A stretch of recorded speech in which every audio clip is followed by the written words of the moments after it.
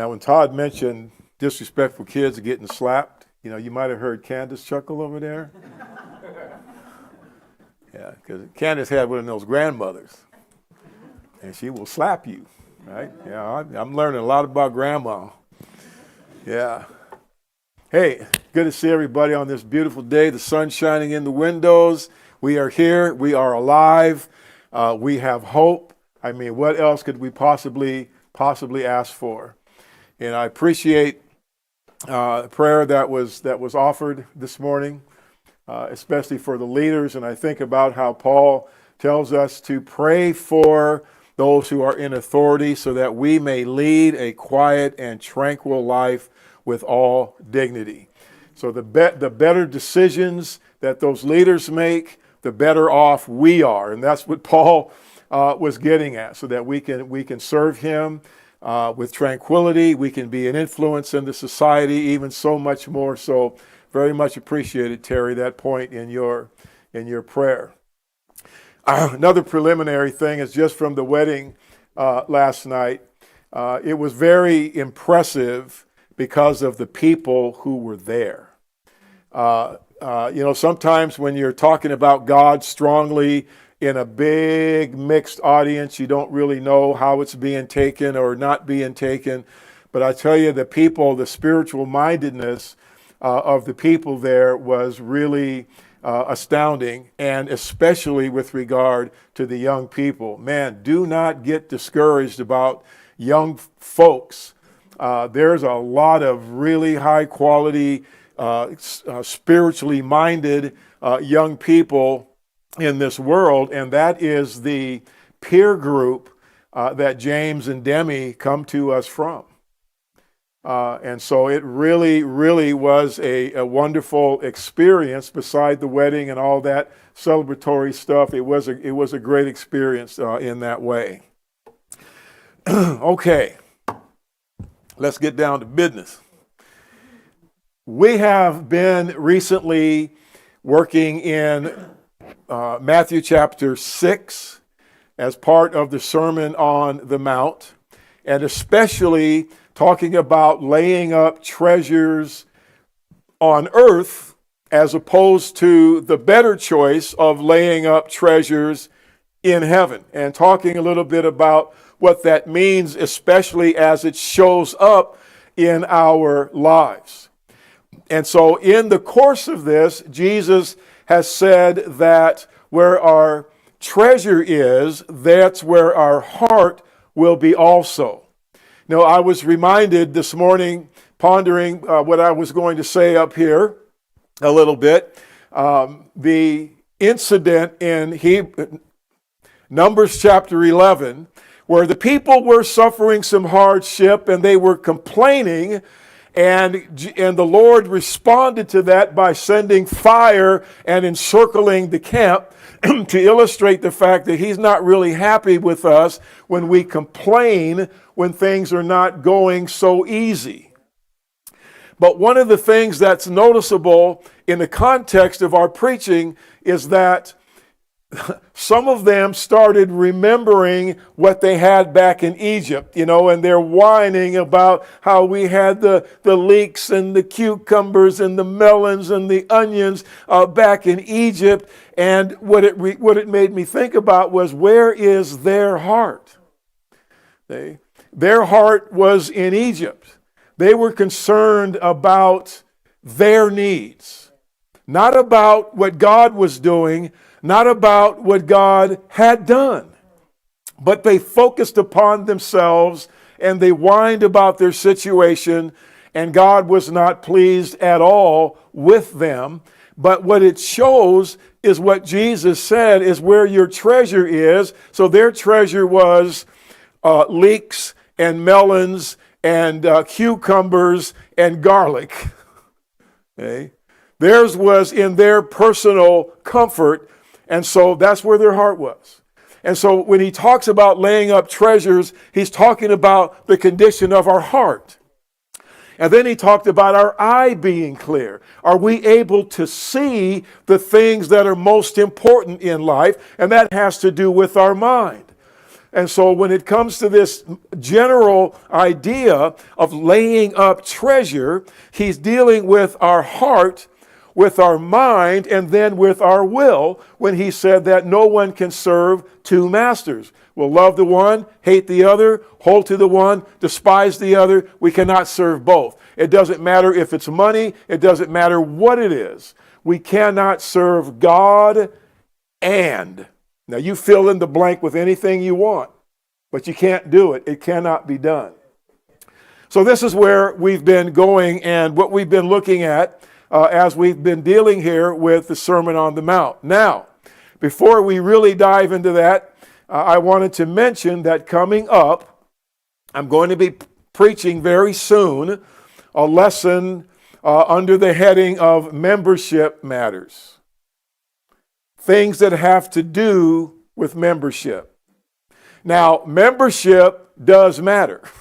Okay? And that's fine. But we're going to talk about some things that have to do with membership. Are you a member of the congregation? What does that mean, really? What do you think that means? Okay. What is your relationship to the leadership? How did you become a member, by the way? What was entailed in that? If you consider yourself a member of this local fellowship, how did you bring that up? How did that happen? What made the difference between when you walked in the door and you weren't a member of the congregation and becoming one? So we're going to talk about membership matters and try to make sure that we have a group here who understand the nature of congregational life and what God has intended for it. And I right now don't really have a clue as to what I'm going to say specifically. All right. This is just a screen. So either this coming Sunday or the Sunday after. And I say that because we have to travel this week to California for a memorial service. So my week's going to be interrupted. And so I don't want to commit to this, not knowing if I'm going to have the time to really give it. But maybe I will. But either this coming Sunday or the Sunday after, that's where we're going. All right. So just want to let you know that. Okay. So now when we come to Matthew 6:25 through the rest of the chapter down to verse 34, we've talked about the matter of treasure. Okay. So the question of treasure, where we started out. And then we talked about a question of vision when it comes to our eye being clear or our eye being bad, and understanding that the eye is the light of the body. If I go blind right now, I'm not going to be able to function in my body very well, right? I'm going to trip over things. I'm not going to be able to drive my car. My whole day is going to change right there because I can't see what I'm doing or where I'm going. And so we need to be people who are able to see where we're going and understand what it is that we've been called upon to do. And then a matter of submission where we can't obey two masters. But today we're going to start talking about a matter of worry. Now, one of the things about this section of Matthew 6, and I have done this, and perhaps you have done this also, is that we have lifted Matthew 6:25 through 34 out of the context and said, well, this is what the Lord teaches about worry, without attaching it to what he has said before. But let's take note of the fact that this section starts out with either therefore or for this reason. See? And so given what he has already said, when it comes to these things of the world, these things that have to do with time, these temporary things that have to do with living on planet Earth, he says he's going to tell us, therefore, since these things are true, don't worry about them. Okay? Don't worry about them. And the fact is that it seems that nothing is more natural to mankind in this world than to become anxious and burdened and worried about this thing or about that thing. It's just such a natural thing. And I love the running debate I have with my brethren sometimes about this thing about worry. And so let's do it this way. Instead of making a blanket statement, although I could very comfortably, but I won't do that right now. Don't worry about anything. Okay? Philippians 4. But anyway, I'm going to put it this way. Let's look at the context, and he's telling us what not to worry about. Specifically, don't worry about these things. Okay? And so even though we have the tendency to worry, let's look at these specific things that Jesus is talking about and make sure that we're not getting worried about them. All right. So anyway, why is this mouse working? Okay, that's all good. There is a little quote from a man named John Locke, who was an English philosopher, one of these guys from the days beyond. And I like to look at quotes like this just to make us understand that these ideas that we're talking about are pretty universal. And so this, John Locke, he says, what worries you masters you. What worries you masters you. You say, well, why is that? Well, because that's all you think about. That's where your focus is. You have directed your fear, and we're going to talk about this more, but you've directed your fear somewhere, and you have predicted some kind of a negative outcome, and that is the focus of your life. And Jesus quite clearly and quite frankly is going to say to us, I don't want you living that way. That's not what life's supposed to be about, especially and specifically when it comes to the matters about which he has been talking to us up to this point. So what we're going to find here when we get into the text is that according to the Lord, earthly, worldly things that pertain to this temporary experience that we're involved in, tend, with reference to human beings, to become our God. They tend to become our God. Our hearts are captivated by them. And we, mankind in general, are at their service. That's the general tendency. Now, as we delve into Matthew 6, and just these first verses of beginning in verse 25 is what I'm alluding to here. In Matthew 6, in verse 25, he says, "For this reason I say to you." Okay. So if you start at verse 19, you go to verse 24, he's alluding back to that, and he's saying, "For this reason I say to you, do not be worried about your life." Specifically, then, he continues, "as to what you will eat or what you will drink, nor for your body as to what you will put on. Is not life more than food, and the body more than clothing?" Okay. In other words, which of these is the most important? Okay. And so this is what he's going to be putting before us. So the theme is still the danger of mammon. It's still the danger of being defeated by the life outlook of this present world.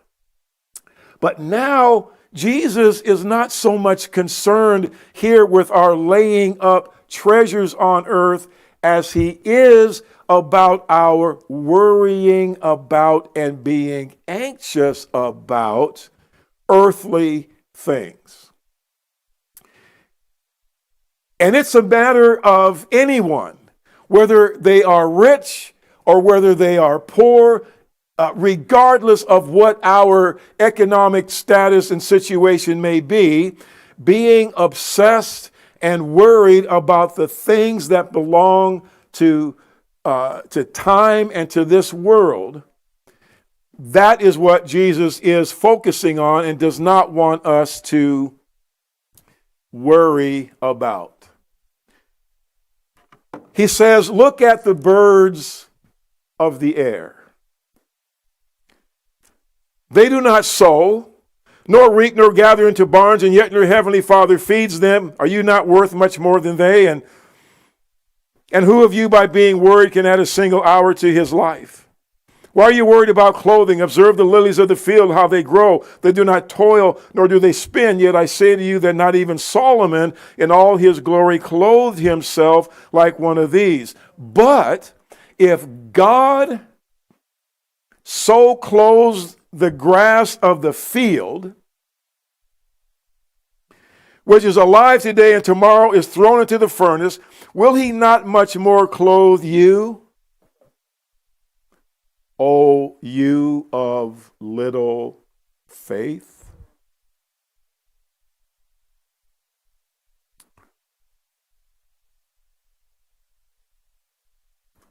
I just want to let that one float around the room for a moment,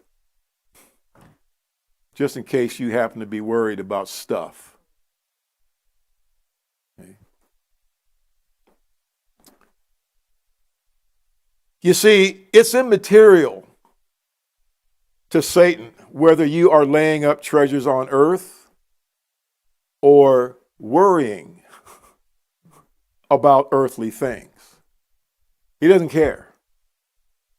All he's concerned about is that your mind be on them and not on God. Okay? That's his only concern. And so you can see how these things fit together. I can't help or could not help but think of Mary and Martha in Luke 10. In that scenario, once again. They're in the house. Preparations are being made for a meal. And Martha is working. She's in the kitchen and she's working and she's getting things ready and she's being a great hostess and she's showing love for the Lord and for the people that are going to be there. She's not someone for us to look down upon at all, and Jesus isn't directing us to do that. She is doing what she can do. And that's fine. On the other hand, Mary is not. Mary is seated at Jesus' feet, listening to him.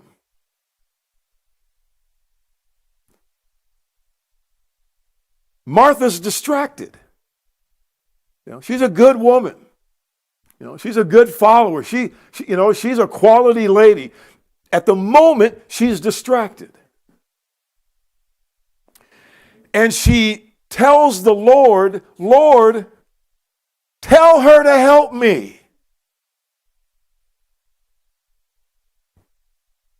And the Lord says, nah, I'm not going to do that. Let me help you, Martha. You are worried and distracted about so many things. Anybody in this room like that? Now, you don't have to tell me, but I'm just asking the question. Okay? So many things, right? Worried, distracted about so many things. But Jesus said only one. Wait a minute. Only one thing is necessary. You see, in comparison, doesn't mean the things that we have to do in life, we don't have to do them. We're just going to That's not what he means. But when you compare, in comparison, it's a priority issue. You know, cook your meals and do your job and do your stuff. But there's one thing that ultimately is going to matter. Just one. Okay.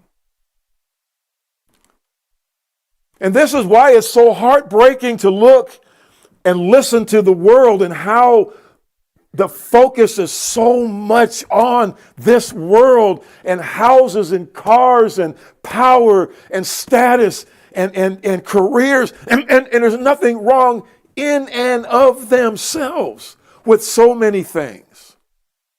How would you like? I don't want to live my life as a Christian looking down at all the stuff that's wrong. But I want to have them in perspective. So I know, and I've told you this before, and I'll tell you it again. The moment's coming. It's coming. For all of us, it's coming. We'll know. This is it. Done. What's going to matter to you then? Or are you going to look back at your life and realize that you never lived?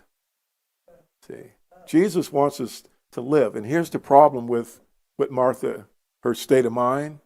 She wasn't present. She wasn't there to live, to sit at the Lord's feet and learn from him because she was distracted with other things. In that situation, in that moment, I don't believe she necessarily lived her life this way, but in that moment, Jesus had a teaching opportunity to tell her, you've got it backwards. And Mary has chosen chosen the good part. Don't tell me you're too busy to sit at the Lord's feet and learn from him except for Sunday morning. Okay. Don't tell me that. And I'm nobody. Don't tell him that. And surely don't wait till the last day and explain to him how, Lord, you know, look, you know what my life was like. See, the problem is, though, that's not your life. Mary is showing you what life is. That one thing. Sitting at his feet, sitting at the feet of the Master, implies readiness to accept and obey his teaching. You know that? It implies submission to him as Master. It implies faith in who he is. It implies discipleship, and it implies love. So if we're going to say as a congregation that our theme and our focus is sitting at the feet of the Master, understand the implications to that and tuck that away about being a member. I might write that sermon right up here. Okay. Okay. What are we doing here together? And so Jesus tells them, do not worry about your life. With reference to your being provided with what you need to live it. Are you worried about your life? Let me ask you. Does that make sense for a child of God? Where'd your life come from? Are you living a life right now? You're alive? I'm amazed every day. And I'm thankful. I'm alive. I have hope. Okay? I haven't blown it yet. Right? I'm here. Why can I say that? In whom do we live and move and exist? In him. Because of him. I can't take a breath without God. I can't take a step without God. I wouldn't be here without that eternal intelligence behind everything we see and experience in this universe. Well, since my life is the gift of God, he gave it to me.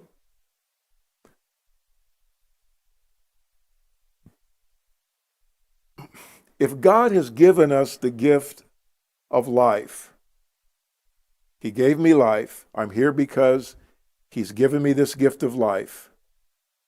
Does it make sense for me to worry about whether or not he's going to give me what I need to sustain the life that he's given me?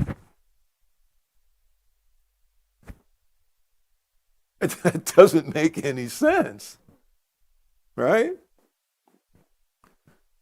And we're talking about God's children. Okay? We're not talking about those that the Apostle Paul designated as the rest, who have no hope. That's not who we're addressing here. Those that are designated as the rest, who have no hope, who have no faith, that's God's domain. Our responsibility toward the rest is to love them, not to judge them or condemn them. Again, what a horrible life that would be, but to love them.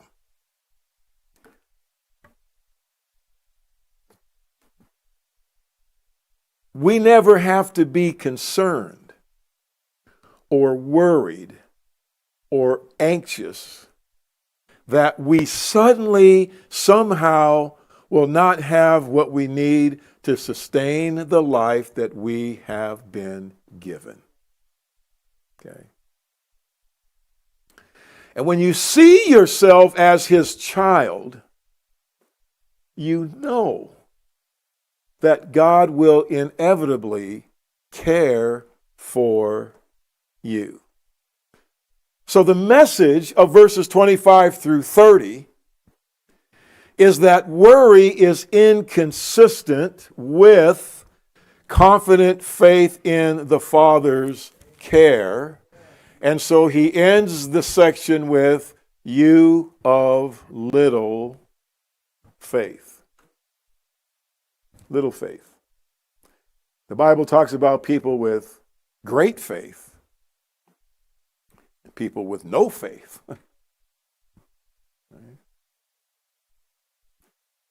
And so if you're worried about things, even if, God forbid, because of the uncomfortableness of it, if we lost all the stuff that we have,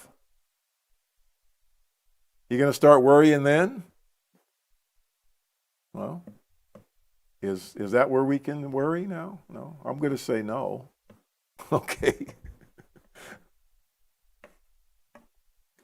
1 Peter 5:6, casting 85% of your anxiety upon him.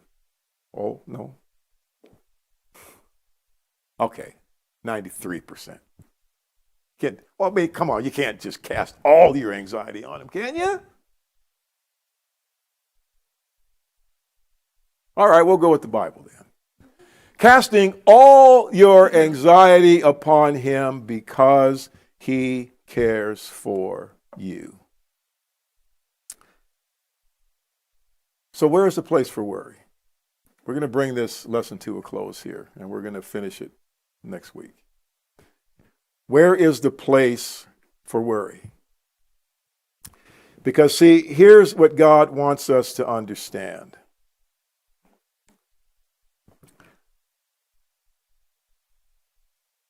That that worry, which we'll speak about as projecting our fears into a non-existent future. It doesn't even exist.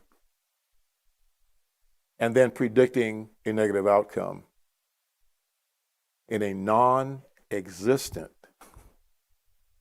future. You know what this is right here? Right here? This, where we are here? This is the future. And it always comes right here. Okay? The future is now, right? As the saying goes. So these are the things that the Lord wants us to understand. And so we need to not forget first principles, my friends.